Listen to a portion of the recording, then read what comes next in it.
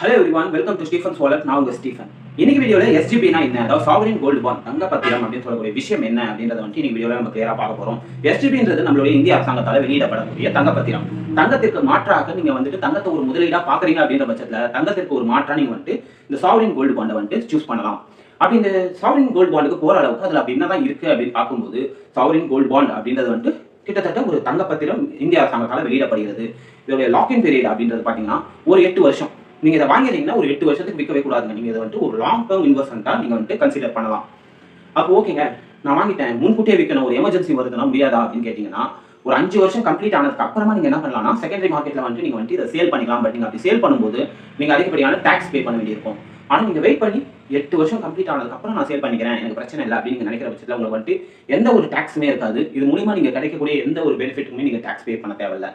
So இந்த மாதிரியான விதத்துலலாம் இது மூலியமா எனக்கு ரிட்டர்ன்ஸ் கிடைக்கும். நான் இன்வெஸ்ட் பண்ணா எனக்கு என்ன ப்ராஃபிட் அப்படின்னு கேட்டீங்கன்னா, ஒவ்வொரு வருஷமுமே மொத்தமே 8 வருஷமா லாக்இன் பீரியட். இதுல ஒவ்வொரு வருஷமும் உங்களுக்கு பாத்தீங்கன்னா 2.5% வரைக்கும் இன்ட்ரெஸ்ட் தருவாங்க நீங்க இன்வெஸ்ட் பண்ணக்கூடிய பணத்துக்கு. ஃபார் எக்ஸாம்பிள் நீங்க ஒரு 10,000 இன்வெஸ்ட் பண்றீங்க அப்படின்ற பட்சத்துல உங்களுக்கு வந்துட்டு 2.5% அப்படின்னு சொல்லிட்டு ஒரு 8 வருஷத்துக்குள்ள பாத்தீங்கன்னா ஒரு 20% வரைக்கும் உங்களுக்கு வந்துட்டு என்ன ஆயிடும்னா, உங்களுக்கு வந்துட்டு இன்ட்ரெஸ்டாவே பணம் வந்துட்டு நீங்க கட்டின பணம் வந்துட்டு உங்களுக்கு வந்துட்டு வந்துடும்.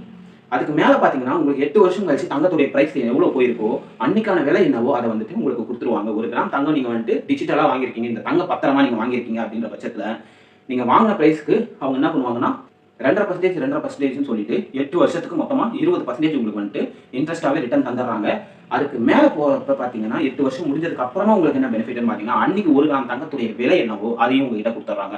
ஸோ இப்படி நீங்க உங்களுக்கு வந்திருக்கக்கூடிய இந்த கேபிட்டல் ரிட்டர்ன்ஸ் பாத்தீங்கன்னா, இந்த கேபிட்டல் கெயினுக்கு நீங்க எந்த ஒரு டாக்ஸுமே பே பண்ண தேவையில்லை.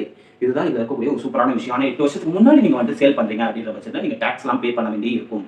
இதுல இருக்கக்கூடிய நெகட்டிவான விஷயம், ஒரு சின்ன பிரச்சனை என்னன்னு பாத்தீங்கன்னா, நம்ம தங்கத்தை வந்துட்டு ஒரு முதலீடு அப்படின்றத தாண்டி நிறைய மக்கள் வந்து இது ஒரு எமர்ஜென்சி விஷயமா தான் பாத்துக்கிறாங்க. ஒரு அவசர காலத்துல தங்கமா இருந்துச்சுன்னா, கையில நகையா இருந்துச்சுன்னா இப்போ ஈஸியா வந்துட்டு என்ன பண்ணலாம்னா வித்தோ இல்ல அடகு வச்சோ நம்ம வந்துட்டு என்ன பண்ணலாம்னா நமக்கு தேவையான பணத்தை வந்துட்டு ரெடி பண்ணிக்கலாம். பட் இந்த மாதிரி வாங்குறப்ப நம்ம வந்துட்டு 5 வருஷத்துல இருந்து 8 வருஷம் வரைக்கும் காத்து இருக்கணும் அப்படின்றது தான் இதுல இருக்கக்கூடிய ஒரே ஒரு சின்ன நெகட்டிவான விஷயம்.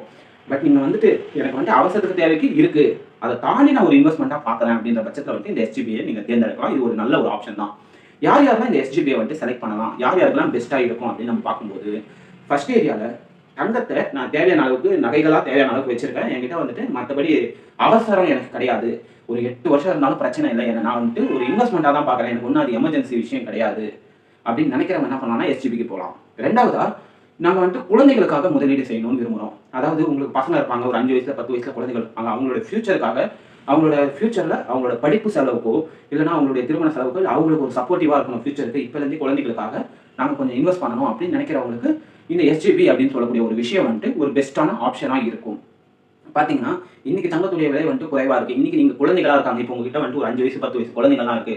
அவங்களுக்கு இப்போ நீங்க நகை வாங்கி கொடுத்தீங்கன்னா கூட அது என்ன ஆயிடும்னா ஒரு 10 வருஷம் கழிச்சு அவங்க ஒரு 20 வயசுக்கு வரும்போது அது எல்லாமே வந்துட்டு அவங்களுக்கு சைஸ் பார்க்காம போயிடும், இல்லைன்னா வந்துட்டு அது வந்துட்டு ஓல்டு ஸ்டைலா இருக்கும், பழைய நகைகளா இருக்கும். அப்ப நீங்க அதை திருப்பி போய் வித்து மாத்துறப்ப நிறைய அளவில் வந்துட்டு உங்களுக்கு லாஸ் ஏற்படும்.